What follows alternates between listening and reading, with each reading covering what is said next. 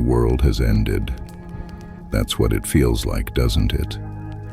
The person who was your world, your center, your future is gone.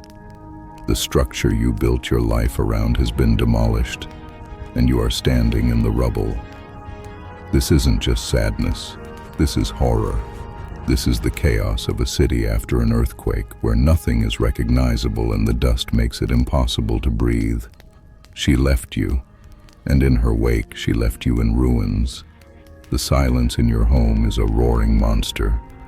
Every memory is a ghost that haunts you.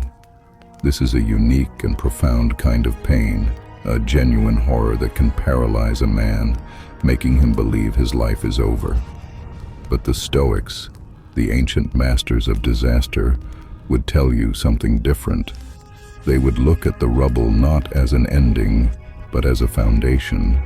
The Roman Emperor Marcus Aurelius, a man who faced war, plague, and personal betrayal, wrote to himself, "The impediment to action advances action. What stands in the way becomes the way."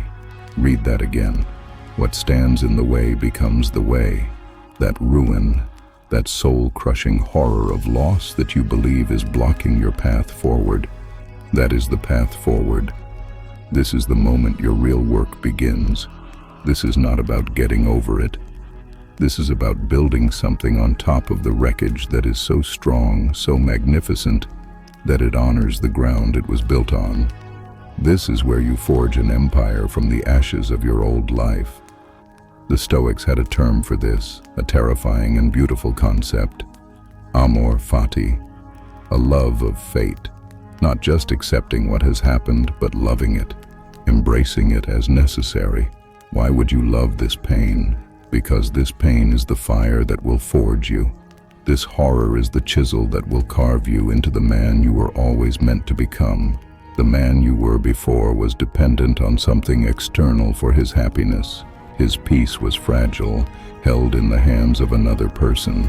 The universe, in its brutal wisdom, has just shown you the flaw in that design. It has ripped away the external support to force you to build an internal one, an inner citadel that can withstand any siege. So how do we begin? First, we allow the horror. We don't run from the pain. Epictetus, a man who was born a slave and became a legendary philosopher, taught that we do not control what happens to us, but we have absolute control over our response. So you feel the pain, you let the waves of grief wash over you, but you do not drown. You observe it like a scientist. You say, "This is distress, this is loss." You give it its name, but you do not give it power over your soul. You refuse to add a second wound by telling yourself you are worthless, that you will never recover. The event was the breakup. That is all. The story you tell yourself about it is your choice. Will it be a tragedy about a broken man, or an epic about the forging of an emperor? Your second step is action, but not the action you think. Not drowning yourself in distraction or desperately trying to find someone new. The action is small, deliberate, and internal. You rebuild, brick by brick. You control your morning.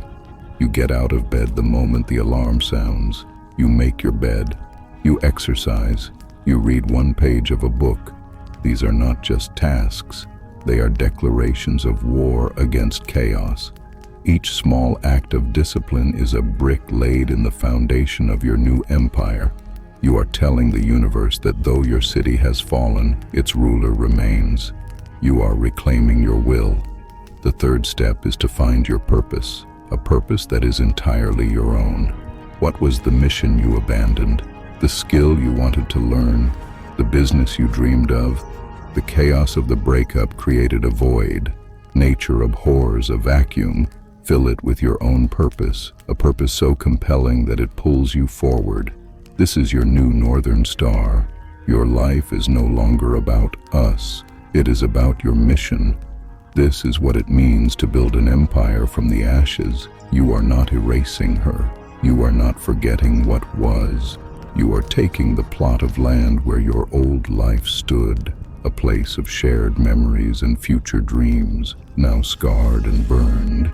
and you are building a monument to resilience, a fortress of character, a life so rich and meaningful that it would have been impossible without the very event that broke you. This horror was a gift. The chaos was an opportunity. The ruin is your building site. Embrace it. Love it. Amor fati. What stood in your way has become your way. If this message resonated with you, if you are standing in the ruins and are ready to build, then like this video and subscribe to the Stoic Forge. Join us as we turn fear into fuel and chaos into character.